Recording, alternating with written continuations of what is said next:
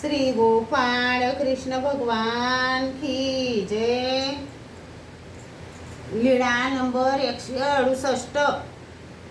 अक्षय तृतीयेला माईसाच्या क्रियेचा स्वीकार। एके दिवशी अक्षय तृतीया आली। लखुबाईसाने सर्वज्ञांना विनंती केली, जीजी मी सर्वज्ञांच्या ठिकाणी अक्षय तृतीया करील। सर्वज्ञांनी विनंती स्वीकारली, करा म्हणून सांगितले। तिने उपार तयार केला। सर्वज्ञांना तेल उठणे लावून आंघोळ घातली, पूजा वसर केला, मग ताट केले। सर्वज्ञांचे जेवण झाले। गुन्हा केला, पानाचा विडा घेतला।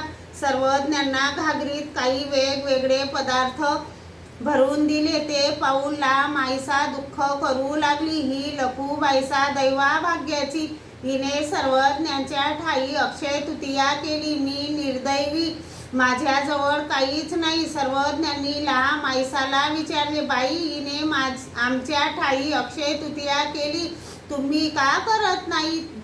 जीजी माझ्याजवळ तर काहीच नाही। मग सर्वज्ञांनी सांगितले, ही घागर घेऊन जा, आत बाहेर धुवा, खोल पाण्यात बुडवून भरा व आम्हाला द्या, मग आम्ही तुमची अक्षय तृतीया संपूर्ण चरितार्थ करू।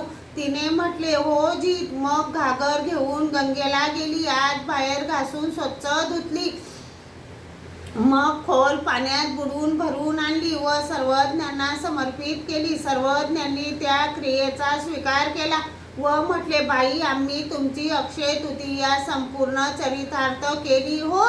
श्री गोपाळ कृष्ण भगवान की जय।